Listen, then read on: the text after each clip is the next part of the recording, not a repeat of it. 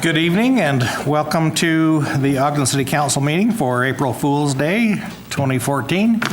Other people know it as April 1st. We hope we don't have any fooling going on. Let the roll call reflect that all council members are present. And we will now have Councilmember Vice Chair Gochner lead us in the Pledge of Allegiance. Please rise. I pledge allegiance to the flag of the United States of America and to the republic for which it stands, one nation, under God, indivisible, with liberty and justice for all. Thank you. We'll now observe a moment of silence.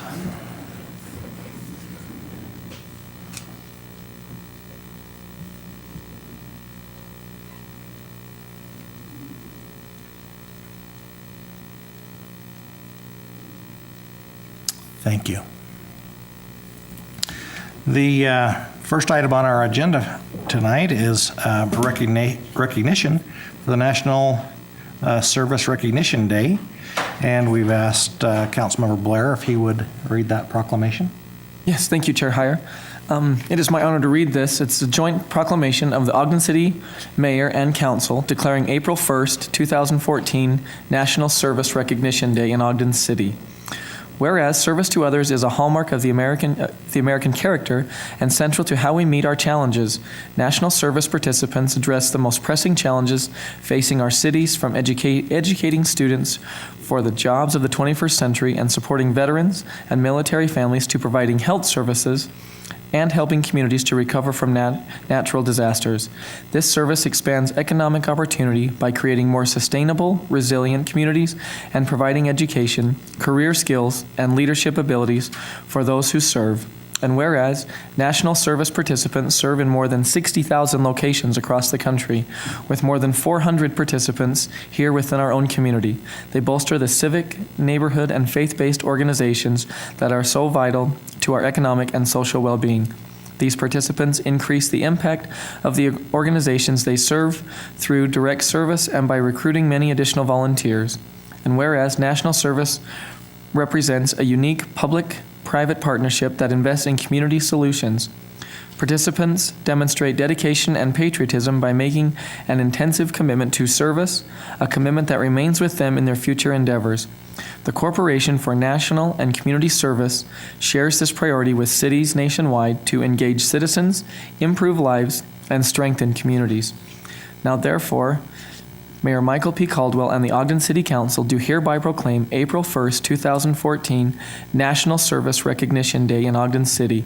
We are grateful for the many incredible contributions of volunteers in our community and encourage residents to recognize and become involved in this service. We join with the National League of Cities, City of Service, and community leaders across the country in recognizing participants of AmeriCorps, Retired Senior Volunteers Programs, foster grandparents of Northern Utah, senior companions, VISTA, and other local volunteer groups for the significant impacts of their service. And with that, I will go ahead and make a motion that we adopt this joint proclamation declaring April 1st National Service Recognition Day. Second.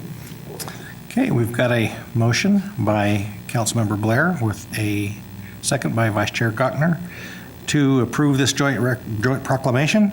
And this is a voice vote. All in favor? Aye. Are there any opposed? Thank you. And there are some people here with, could we have those volunteers stand? And Amy Sue has a copy of this proclamation. And then I believe Miss Hall, we'd like to have you come forward and maybe say a few words about this. And first, we'd like to just give you all a hand for all the wonderful things that you do in our community.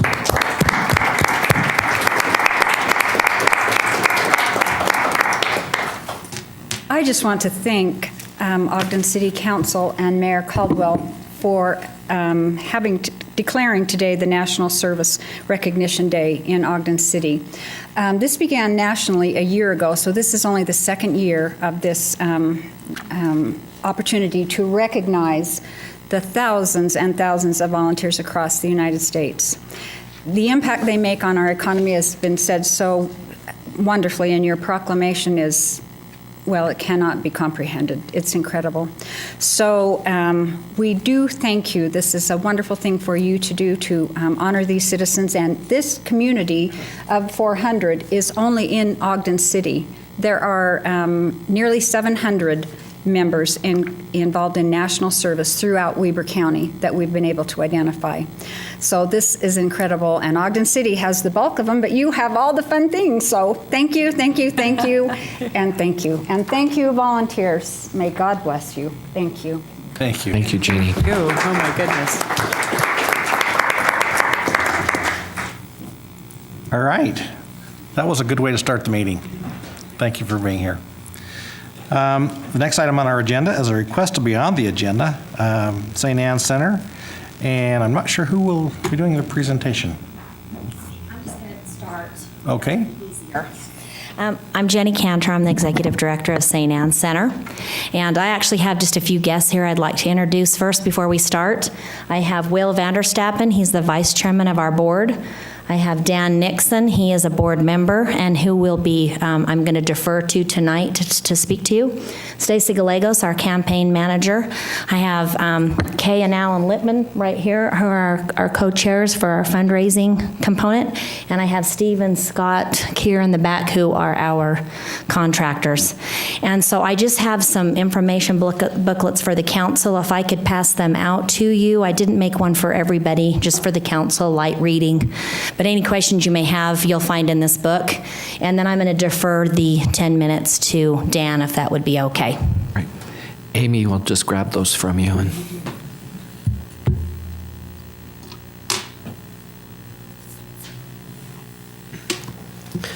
Mr. Mayor, members of the council, fellow citizens, my name is Dan Nixon, and I appreciate the opportunity to speak to you today. I'm technologically challenged. Can you? Yes. Thank you. We really appreciate the opportunity to take some time before you as a council. We have been working very hard with the administration side of the city. We have met with these wonderful people who diligently serve the city to try to come up with some solutions to some of the problems we're having here with getting the Lantern House built. And because of some of the restrictions they have and budgetary problems, we've kind of not been able to come to any solutions. So we are now coming to you as a council, where we know you have the authority to provide funding for some of the needs that we think that we may need, and that you'll be able to maybe make some considerations and help us along the way to get this Lantern House built. This is just a These documents are all in your packet, but I will just put some of them in here so you can see, and then I'm going to briefly discuss them. First of all is a summary of what has happened. In 2001, the city acquired the property from Hearst Lumber. In October of 2009, Mayor Godfrey signed a memorandum of understanding. In that memorandum of understanding, there is some language that I'd like to read about that. And this was when he was his administration was first giving the land to the city. It says the property must pass any and all required environmental assessments and must be approved by Ogden City for building and occupancy. Any and all required remediation will be the sole responsibility of Ogden City. All fees associated with construction and service hookup, including impact fees, are to be waived, raised, or donated by the city to St. Anne's Center, Inc. In July of 2011, Ogden City recorded the St. Anne's subdivision. They split it into 3 lots. There's no record of any public hearings that took place, and it appears that there were no improvement drawings done when the subdivision was recorded. In September of 2011, the city deeded Lot 3 of the subdivision to St. Anne's Center. As I said earlier, during the fall of 2013, we as a building committee have met with city administration and tried to overcome some of the problems that we've experienced. And let me discuss those problems with you now.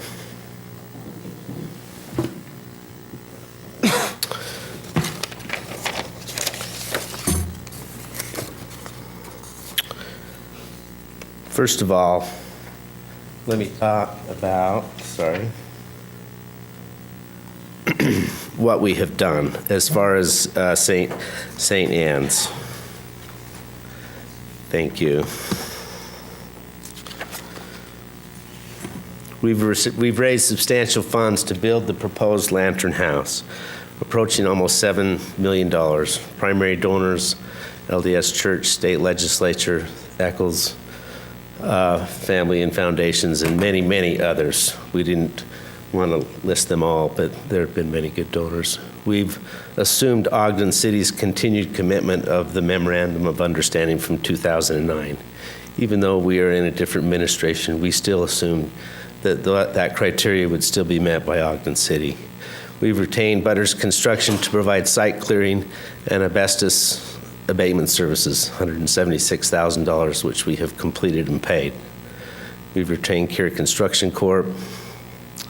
We've also discovered and approached city administration about the discovery of the site work costs, and we've proceeded with a commitment, which is the best news of this, that we are going to start construction and break ground on April the 22nd. That's assuming that we get our building permit issued by Ogden City, and we know that we're very close to that. So we have made the commitment to carry forth. Now, as many of you know, we have site work problems and issues with the site that was given to us by the city. Site work costs average about $4.85 per square foot. Last comparable project that Kier Construction built was the Gracie Manor in Salt Lake City, which was comparable in size to the Lantern House, and that was the cost. Our costs are $10.85 per square foot, which is a difference of about $930,000.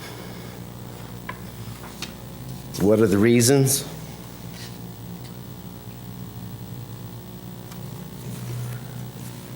The reasons primarily are site clearing and asbestos abatement, subdivision development costs, which normally would be put in by the subdivision developer, which in this case was Ogden City.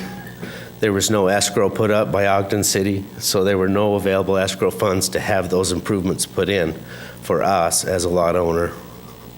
And the main problem is liquefaction in soil, $320,000. Now, as a landowner, we accept responsibility for those costs. Soil is just soil. But we do think that we should get some help in the other two.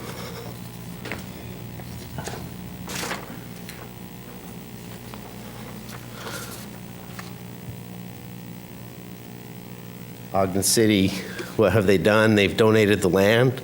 They've signed a resolution offering full support of the Lantern House. They've agreed to provide street improvements on Pacific Avenue. And they've also agreed to reimburse us for our share of development costs when the Housing Authority decides to develop the other two lots in the St. Anne subdivision.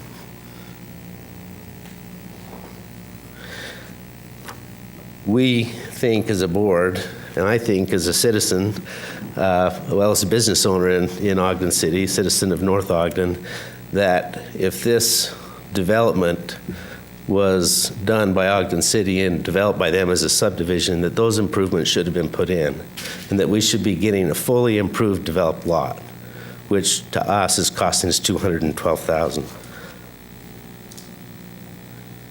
So how can the city help? We have some great solutions, some that are really easy. One, we can ask the city to waive our permit fees, which are figured at about $59,000. They agreed to do it in 2009, and we would like you to uphold that agreement as well. We also would like you to waive the subdivision improvement escrow requirements. Since most of the escrow costs are subdivision costs that are being escrowed that should have been put in the first place by the city, we're asking that they be waived so we don't have to provide that cash flow for the construction period of the project as well as 2 years post-construction.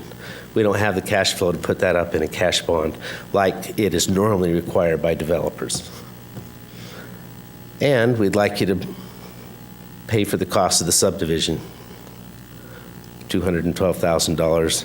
And of course, we'd like to be reimbursed for the site clearing and abatement costs, which would have been required had the subdivision been developed by a normal development standards and requirements. So those are things we're asking. We're not expecting to have those things happen all at once, but we feel like it's the responsible thing, and it's the way the city can help us because we're over budget. And we need to get down into budget, and we need to get in. And the reason, one of the main reasons we're over budget is because of this site. And we'd like some help, and is you as a city council who has the authority to make those decisions, not like the administration did. We feel for them. We know they didn't have the money, and we understand where they're coming from, that the money wasn't in the budget to help us with these things, even if maybe there is some responsibility there. That's all I have. If there's any questions, I'd be happy to answer them, or anyone from our center. Okay, well, thank you, Mr. Nixon. Appreciate all that you and your organization does for our city. You perform a valuable service that helps many of our citizens. Appreciate what you do. Thank you for the information.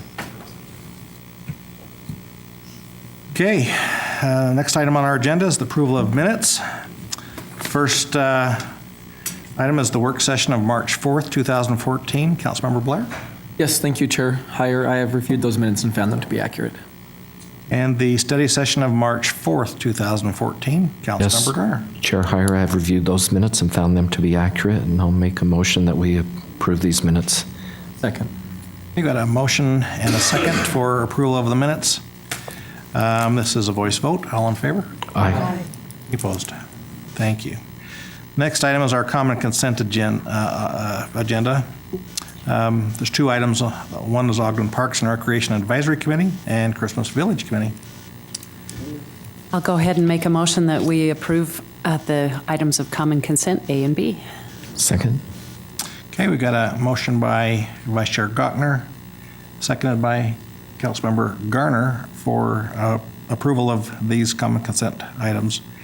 And I believe this is a voice vote, right? Okay. All in favor? Aye. Any opposed? Thank you. We now have time for public comments. This is an opportunity to address the council regarding your concerns or ideas. Please state your name and address for the record and limit your comments to 3 minutes. Is there anyone that would like to address the council? Okay, seeing none, we'll ask the mayor if you have any comments. I have nothing at this time. Thank you. Other council members? Chair Heyer, I had the wonderful opportunity to attend a presentation on autism at Weber State University called The Mockingbird. And that play continues through this Saturday with the evening show every night between now and Saturday at 7:30 and a 2 p.m. matinee on Saturday. But I think what a wonderful opportunity for education, for our community, and especially those who work with children with autism. So Pretty misunderstood condition, isn't it? very much so. Thank you. Anyone else? There's an event on Friday, since we have Lantern House people here, at Only in Ogden as part of the Friday Art Stroll. There's been a donation of clay. They'll have potting wheels and a table to make bowls for their fundraiser. So if you know how to throw pots, or maybe want to learn how to throw pots and make a bowl for the fundraiser, it'd be kind of a fun thing to do. So they'll be there, and I guess they're going to have somebody throwing pots for 24 hours. But so Sounds fun. stop by, make a pot. Thank you. The next item on our agenda is a closed executive session, and we'll ask our legal counsel if Mr. Chair, a closed session is permissible for the purposes set forth in the agenda. Okay, we need a motion. With that, I will make a motion that we adjourn into a closed executive session. Second. A motion by Councilmember Blair, seconded by Councilmember Garner to move into a closed executive session. This is a roll call vote.